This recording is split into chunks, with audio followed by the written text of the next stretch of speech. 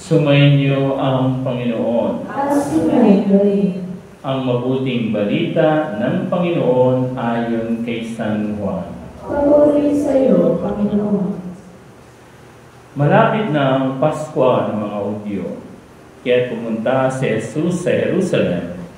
Nakita niya sa templo ang nagbibili ng mga baka, mga tupa, at mga kalapati, at ang namamalit ng salapi.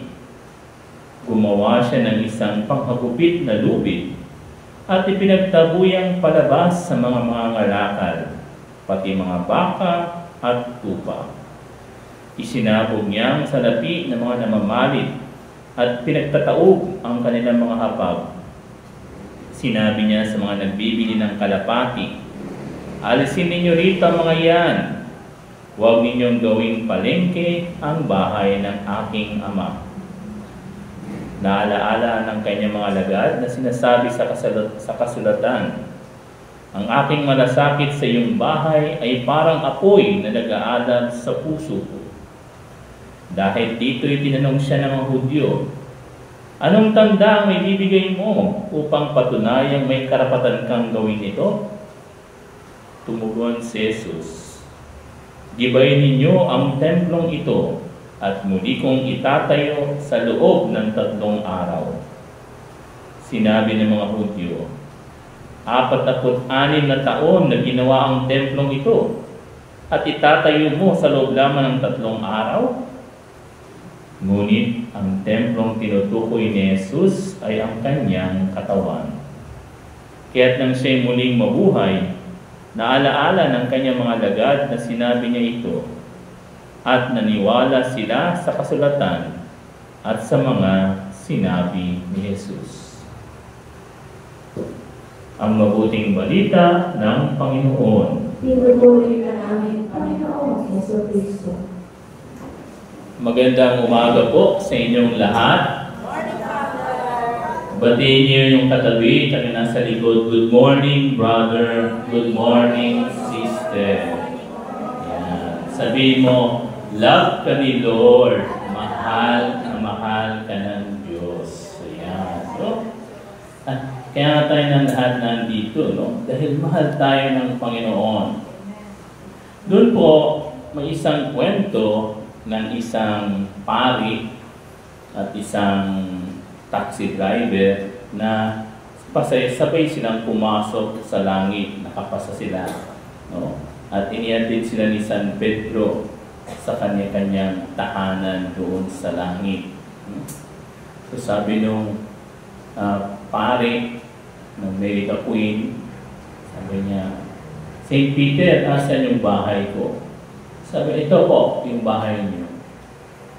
Binigay sa kanya yung susi at pagpasok niya, maganda naman, okay naman. No? Kumpleto, no? Lahat, automatic, touchscreen. No? Kaya lang, electric fan lang na doon. No? Pero okay naman yung electric fan. No? Tapos, ipinakita naman dun sa taxi driver yung kanyang bahay sa langit. Wow, parang mansyon. Tapos air condition. May swimming pool pa. So nagulat yung pare. Sabi niya, "St. Peter, meron yatang injustice dito sa langit." Bakit? Pare ako Ito, taxi driver lang. Sabi niya, "Hindi, diyan talaga siya. Hindi kayo nagkapalit lang kami ng susi." Hindi. Diyan ka talaga. Dito siya. "Gusto mo ipaliwanag ko?" Sabi ni St. Peter dun sa ano. Sige nga, ipaliwanag mo, St. Peter, kasi naguguluhan ako, bakit ito yung bahay ko? Okay naman, pero bakit ganito? Sabi niya, "Ganito kasi yan, Father.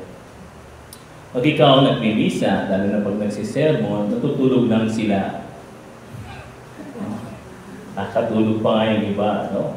Mga server, mga lector, mga extraordinary minister, yung mga choir minsan nakakatulog, sabi niya.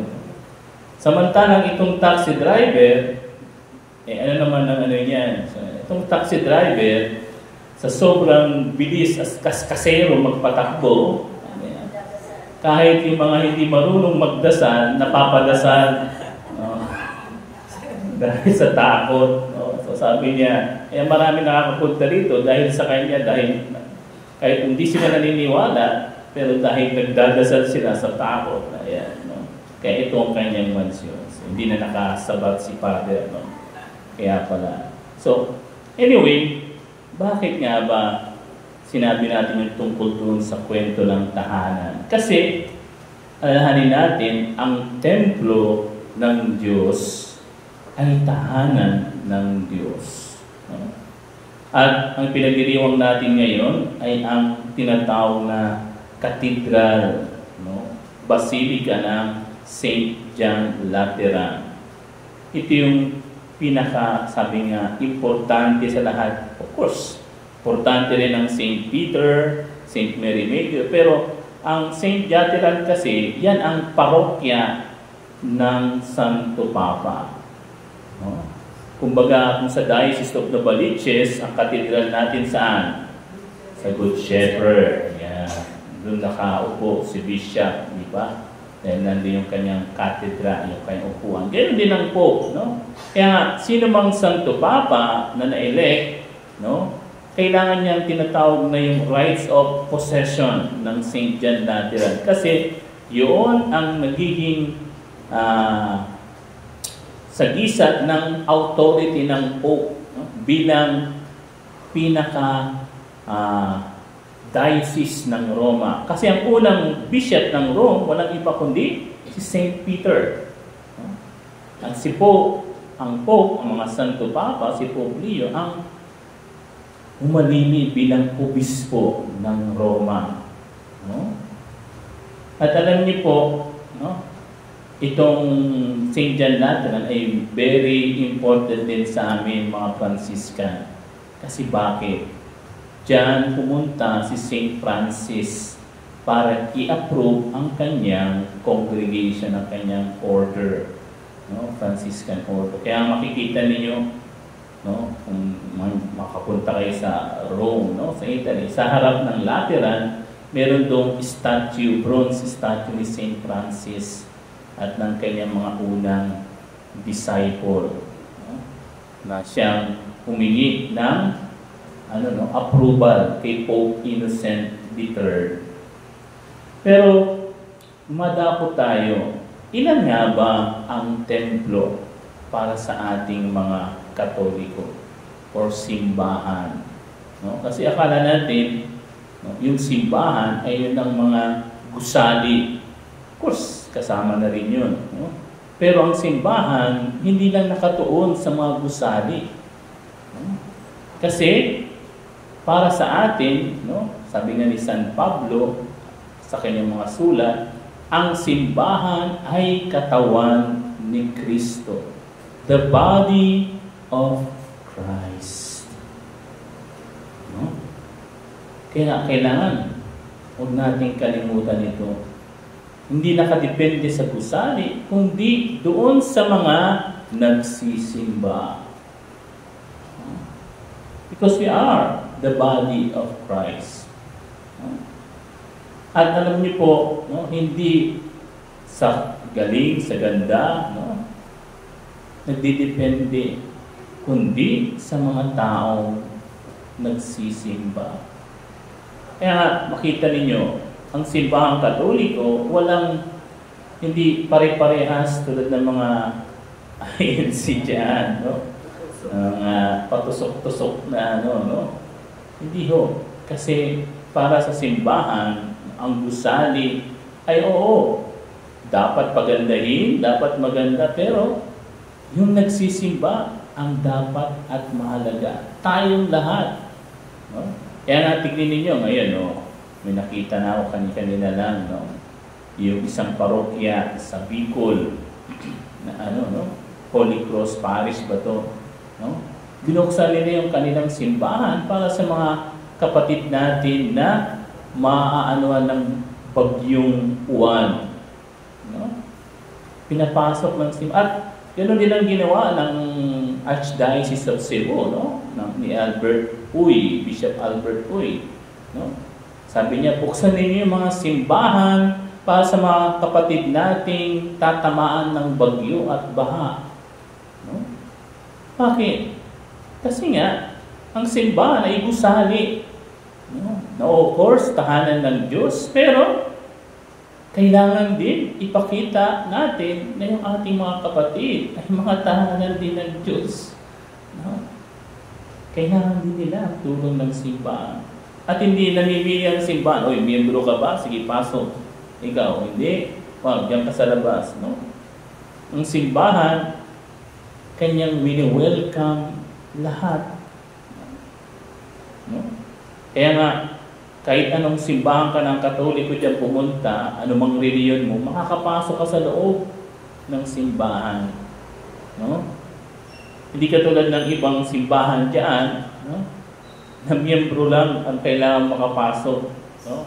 Wala, parang no ID, no entry. Hindi ho. Ang simbahan para sa atin ay tayong mga mananampalataya.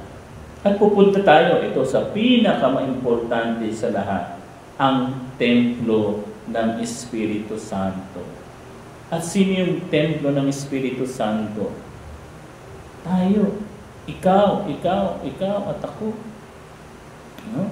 Alahanin nyo, nang tayo binyagan, tayo naging bahay ng Diyos. Sabi pa nga na si Saint Charles of the Alps, no? Sabi niya na we are first house of the devil, but when we are baptized, we become house of the Lord.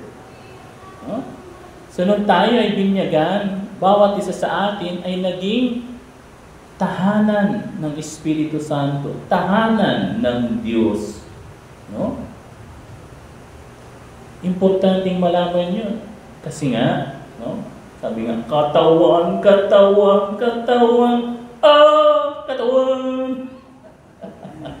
no? Yung katawan mo, no? Hindi lang pag-aari mo. Yan ay pag-aari na ng Diyos nung ikaw ay binyagan. Ayan. Kaya nga sinishare ko kanina pa, no? Sinishare ko sa misa.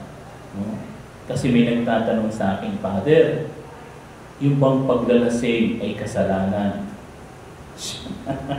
Siyempre, no? Kung ang iyong katawan ay templo ng Espiritu Santo, pag-aari ng Diyos, so, ang paglalasing ay isang kasalanan. Kasi inaabuso mo ang bahay ng Diyos na walang iba kundi ang iyong katawan. Ganun din. Ito, maraming tatamaan. Yung mga kabataan, nagpupuyat, ayan, at nagkakaroon ng sakit. No? Minsan, hindi nakakagising. No? Dahil sa kaka-cellphone, social media, hanggang alas, ba, nakikita ko, hanggang alas 2, gising pa ako, naka-online. Nagigising ako na, hindi, ay kasalanan. No? Dahil, wala na tayo, inaabuso natin. No? Ganon din yung pagkain ng sobra-sobra. Kaya, no? Kaya nga, di ba, isa sa mga vice, bisyo, anong tawag doon? Gluttony. Ayan, no? Busog ka na nga, magsisyaron ka pa. Balutin mo ako sa ganun ng ino. Ay, alam mo na yung iba, hindi pa nakakain. Ayan, no? Basta ikaw, ay di, gusto to ko eh. Masarap ito eh. Kasalanan mo yan. That is gluttony. No? Alam mo na, ayan, sinabihan ka na, Brother, mataas ang iyong blood pressure, ha? Iwasan mo na ang mga mamantika at saka maaalat. Ikaw, may gamot naman eh. Kain na lang akong lechon. Wow, sarap na lechon. Alam niyo ba yung parte ng lechon na nakaka-high blood? Hindi. Buto lang. Kasi biruin mo, pag naabutan mo doon sa lechon, buto na lang. Sino bang hindi ma-high blood? No? Inimbitahan ka pa, buto lang pala natira doon. Hindi ma-high blood ka, di ba? Kaya nga mag-ingat. No? Kahit yung kape, nakakabulag daw yan. Alam niyo ba yun? Yung kape. Bakit nakabulag ang kape? Pag hindi mo tinanggal yung kutsara, bulag ka talaga yan. Pag matusok yung mata mo, bulag ka. Pero din yung gulay, nakaka-high blood. Di ba? Bakit? Pag nakita mo yung presyo, magkano ng isang ngayon, ito ma-high blood. Bagsak yan yung budget, binigay ng mister mo.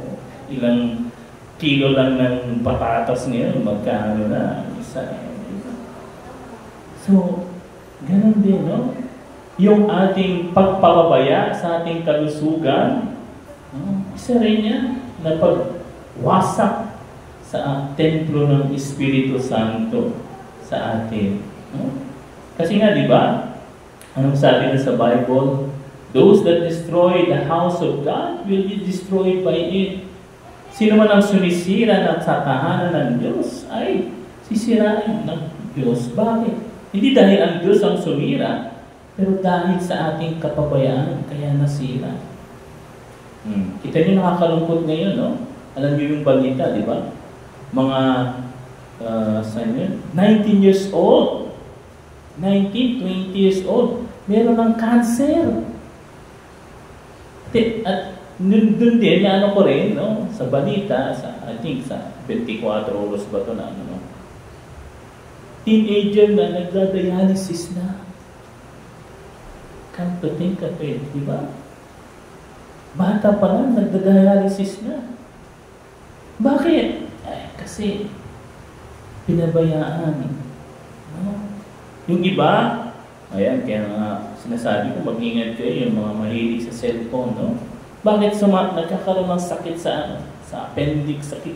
Kasi ayaw nang lumabas ng kwarto para mag-CR dahil gusto matapos yun ang laro niya. Di ba? Kasi nangyayari ngayon. Maliit pa. Kaya nga, pag sasabihin nyo, bakit ganun ang bata pa namatay na kasi nga, pinabayaan niyo yung templo ng Espiritu Santo. You destroy the temple of the Holy Spirit. And remember that, brothers and sisters, your body is not only your property. It is already the property of God. Templo yan ng Espiritu Santo. Tahanan ng Espiritu Santo. Kaya alam nyo, si-share ko rin sa inyo, na pag nagbe-bless ako ng bahay, ito mamaya, nagbe-bless ako ng bahay, alam niyo, unang sinahanap ko, yung altar. No? Kasi, yung altar, yan ang nagsisimbolo na yung tahanan ay talagang pananahanan ng Diyos. Tahanan ng Diyos. No? At yung altar, nagsisimbolo na yung mga sa bahay ay nagdadasal.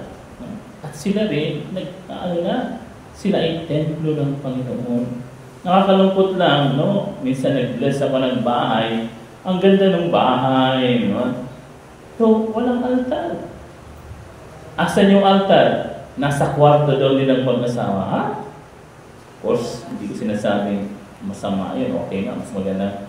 Pero, dapat, kung may altar kayo sa loob ng kwarto, may altar din kayo sa sala. Di ba? Para may pakita ninyo doon sa mga bisita ninyo na kayo ay Katoliko, naniniwala sa Diyos. At alam niyo, yun ang kaibahan ng mga, no offense sa mga nakatira sa barong-barong, sa mga mga squatter. Alam niyo, kahit maliit lang yung bahay nila, kahit tatpik-tatpik, pero tingnan ninyo, pumasok ka, anong unang makikita nyo? Santo Niño, si Mama Mary, ano pa? Samantala, pumasok ka sa malaking bahay, sa may building na, kita mo? Wala. Malaking widescreen TV. Ayan, makikita mo. Pero asan yung Santo Niño? Asan yung Sacred Heart? Asan ba? Yan ba ang templo ng Espiritu Santo? Yan ba ang bahay ng Diyos? Kaya nga tingnan ninyo, sino nakapanood dito ng yung palabas ng ABS na Possessed? Mga tungkol sa kwento ng mga exorcist. Yung mga bahay, pinanalahanan ng masamang espiritu. Yung tinatawag na infestation. Kasi walang nakatira. At yung mga nakatira, mga saradong Katoliko. So ang demonyo, doon na mananahan. Kaya yung mga, wala namang problema sa kuryente, bigla na lang, ting-ting-ting, magaan yung ilaw, patay sindi, bigla na lang bubukas yung pinto, na wala namang tao, biglang may sisit-sit sa'yo, na wala namang tao, biglang may kakalabit sa'yo, na wala namang tao. Kasi yung bahay, infested na ng masamang espiritu. Alalahanin nyo, dalawa lang ang pwedeng manahan sa bahay. Mabuti o masamang espiritu. So kapag hindi mabuti ang nakatira sa bahay, ang maninirahan dyan, masamang espiritu. Kaya mga kapatid, alagaan natin ang ating templo ng Espiritu Santo. Alagaan natin ang ating pamayanan bilang templo ng Espiritu Santo. Kaya nga di ba, sa umpisa ng ating misa, nagbabatian tayo. Good morning, brother. Good morning, sister. Kasi tayong lahat ang bumubuo ng simbahan ni Kristo. Pag umarap ka dyan, nakasimangod ka, hindi mo na makikita yan next Sunday. Dapat maging friendly tayo, dapat nakasmile tayo. Dapat sisipin natin ang pagmamahal sa ating kapwa. Dahil tayong lahat ay mga templo ng Espiritu Santo.